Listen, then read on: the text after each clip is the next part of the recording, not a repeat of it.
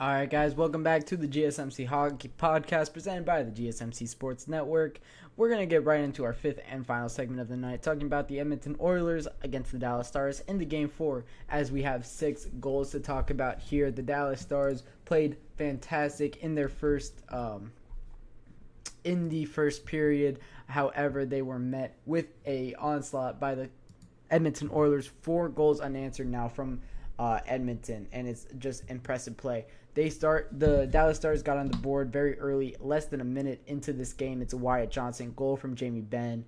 That line, as we mentioned, Ben, Johnson, Stankoven have been so amazing. They combined for the first goal in this game again.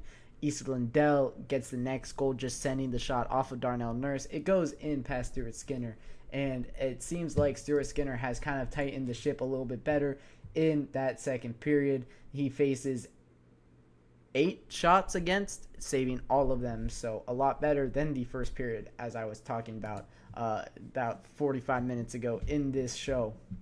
Now, the Stars 2-0 lead with Issa Lindell, Miro Heiskanen, and Jamie Benn combining for their second goal.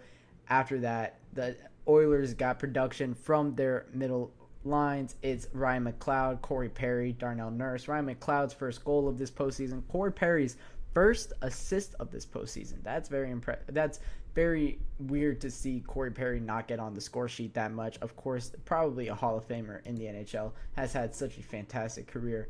But after that, the Edmonton Oilers were able to tie it up late in the first period with a goal by Evan Bouchard, getting assisted by Connor McDavid, of course, and Ryan Nugent-Hopkins. That first line has been lights out all postseason, and there they are again. Matthias Janmark got on the board with a shorthanded goal. This is his second of the postseason, getting an assist from Matthias Janmark.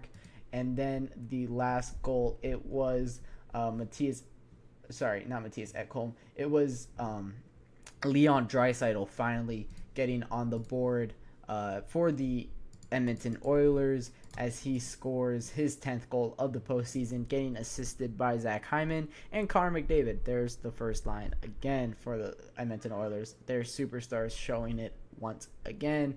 Draisaitl and McDavid, when they're out on the ice together, they score goals. It's just what happens. Nothing you can do to stop it. And now they're up 4-2 going into this third period. They need to hold on to this one very badly. A loss here is a loss in the series, 100%. If they drop this third period, which they definitely could, as we've definitely seen 2 multi-goal third period comebacks all throughout this entire postseason. That's what's made it so entertaining.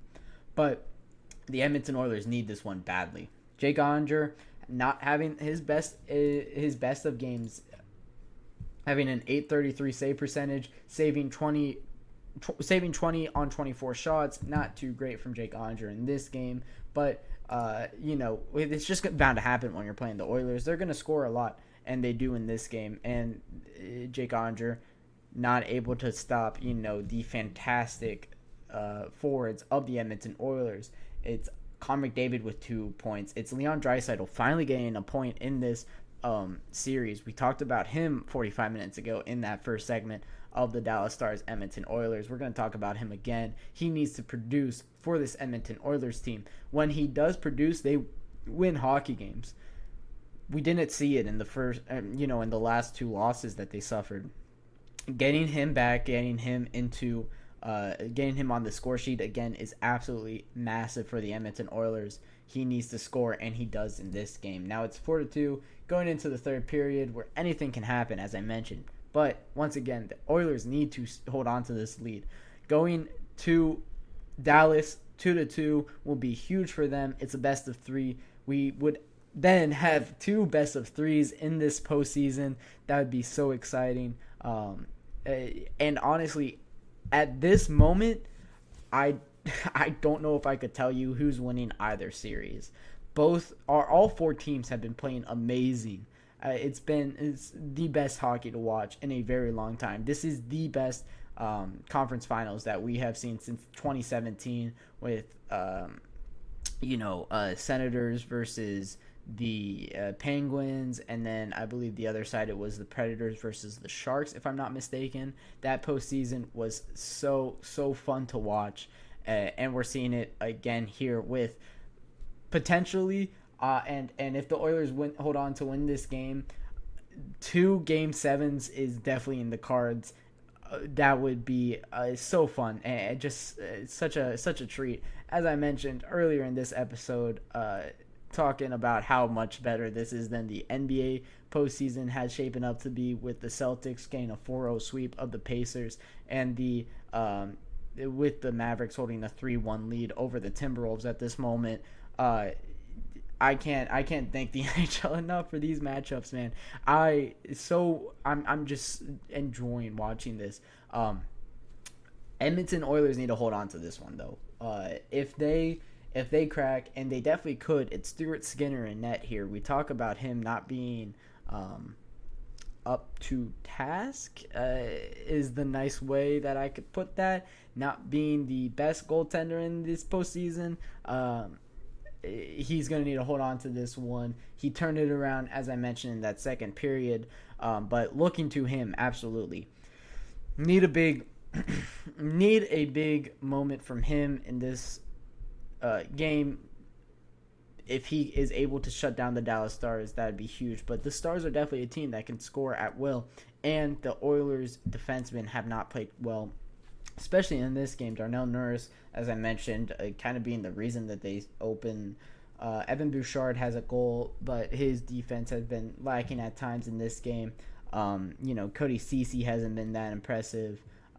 So for the Edmonton Oilers, 20 minutes shutdown hockey, and if they're able to do that, it's 2-2 going back to the American Airlines Center, I believe it is, that the Dallas Stars play at. That'd be absolutely huge for Edmonton. Guaranteeing a Game 6 in Edmonton is huge. We talk about playoff hockey in Canada and how it's kind of just different, and we are definitely seeing it here at Rogers Place. It's been electric the last two days. Or not last 2 days, the last 2 games that we've seen. Even in the loss that they suffered from the Dallas Stars, it was still such a fun environment, such high energy. I mean, I do have the picture. I do have the picture here talking about, or where is it? I had it. There it is. I mean, look at the crowd behind Jason Robertson there. I mean, that is such a. I love seeing the orange and blue in the stands of Edmonton. It looks so great. All of them are very loud. When they sang "Oh Canada" to start the game today, man, I'm American, and that even moved me. It's such a fun environment and such a fun experience, that hockey experience in Canada. So guaranteeing that Game 6 back in Edmonton is huge for the Edmonton Oilers. That looking like it will be a win for them, as they had played so much better on home ice in this game, and they played very well in Game 3. They just slipped in one period, and that happens. It's fine. This is showing their mental toughness and mental fortitude to be able to put that period and just put that game aside, go out, have a great performance, scoring 4 unanswered in this game. I was so worried for the Edmonton Oilers when they gave up 2 early goals, kind of fluky goals too, but being able to bounce back, show that mental toughness, mental resilience is huge for the Edmonton Oilers, and now this series looks like it could go the distance if they are able to hold on, and I'm so excited for that one. So that'll wrap it up for this Wednesday GSMC Hockey Podcast, presented by the GSMC Sports Network. If you guys like the show, don't forget to like it, subscribe, follow it on whatever you guys are viewing it on. You guys, your support means the world to us, and it really does make a difference for all of us here at GSMC Sports Network. If you could also follow us on Twitter, Instagram, Facebook, TikTok, whatever you guys use for social media, it would mean a lot for us. Once again, have a wonderful day. Thank you all, and goodbye.